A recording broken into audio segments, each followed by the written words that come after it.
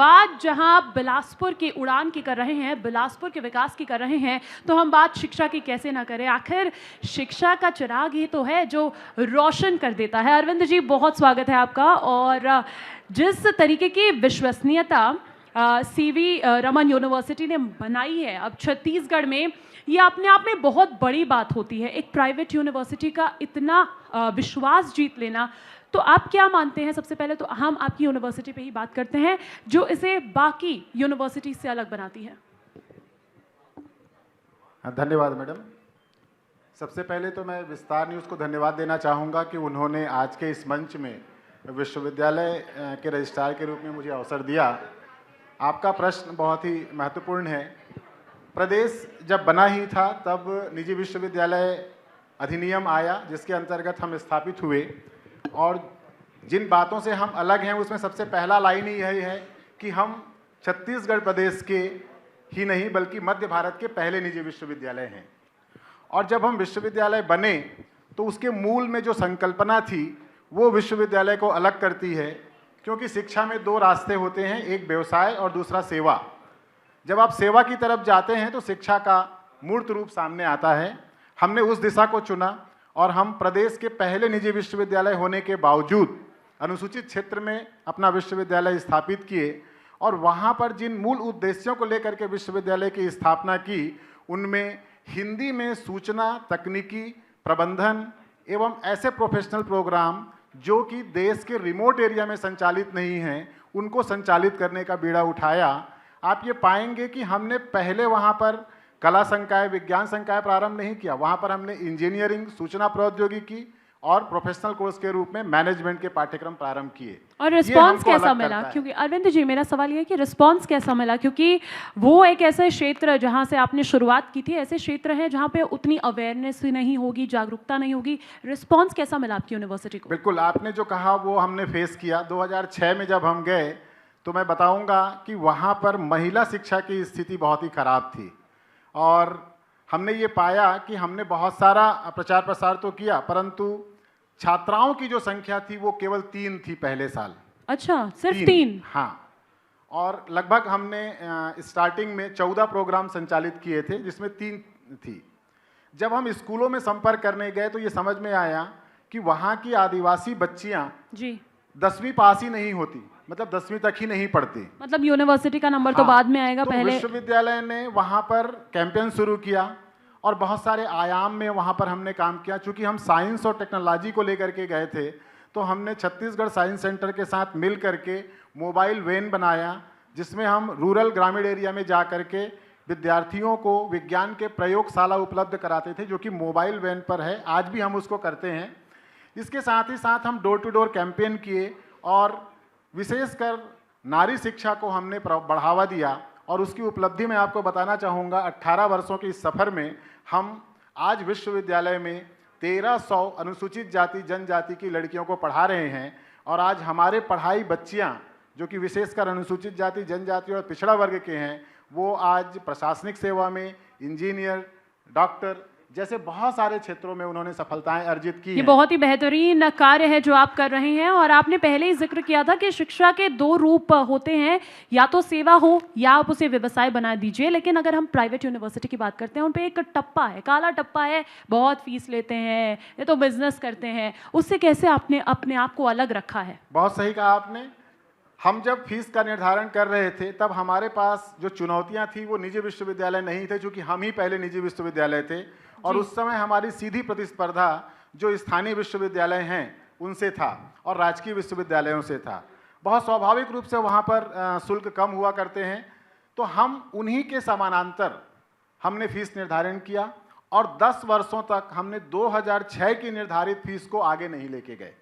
आज मैं एक एग्जाम्पल दे रहा हूँ। प्रदेश में 18 निजी विश्वविद्यालय हैं और बहुत सारे शासकीय विश्वविद्यालय, लगभग 18 ही शासकीय विश्वविद्यालय हैं और एक केंद्रीय विश्वविद्यालय है। इसमें आप पाएंगे कि सबसे न्यूनतम निजी विश्वविद्यालय और केंद्रीय विश्वविद्यालय में जो शुल्क है वो हमारी है आज भी। ये बहुत बेहतर बात है। प्राइवेट यूनिवर्सिटी महंगी होगी, उस टैबू को आपने बदल दिया। 60,000 है। जी बिल्कुल अरविंद जी। और अब मैं ऐसे ही बैक स्टेज जब बात कर रही थी कि CVRU बहुत ही हाईटेक यूनिवर्सिटी है, ये मेरे शब्द नहीं है, किसी ने मुझे बताया। हाईटेक यूनिवर्सिटी से आपने कैसी ऐसी फैसिलिटीज़ दे रखी है कि आपकी ये पहचान बनती जा रही है? कौन से कोर्सेज आप करवाते हैं, ज़रा बताइएगा। कोर्सेज तो हमारे पास लगभग 100 हैं।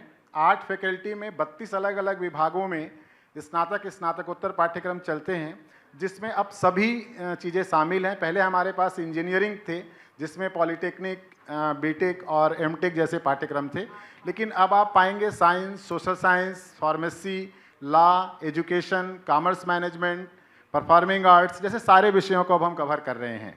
आपने कहा कि हमने टेक्नोलॉजी में कैसे हाइट हासिल की। आप ये पाएंगे कि 2012 में हमने सबसे पहले, और आज भी प्रदेश का एकमात्र विश्वविद्यालय है जिसके कैंपस में रेडियो स्टेशन है। अच्छा, आपका अपना रेडियो चला? अपना रेडियो स्टेशन 90.4 रमन रेडियो।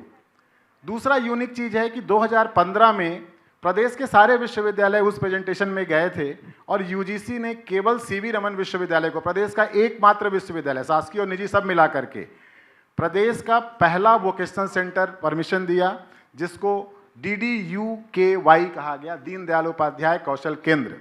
उसके साथ ही साथ अपने मूल ऑर्गेनाइजेशन के साथ मिलकर के हमने कैंपस में प्रधानमंत्री कौशल केंद्र स्थापित किया है। अच्छा। जो कि क्षेत्र के विद्यार्थियों को निःशुल्क शासन की योजनाओं के अंतर्गत कौशल विकास का कार्य करता है। ये अपने को यूनिक बनाता है, आज भी किसी विश्वविद्यालय में नहीं है।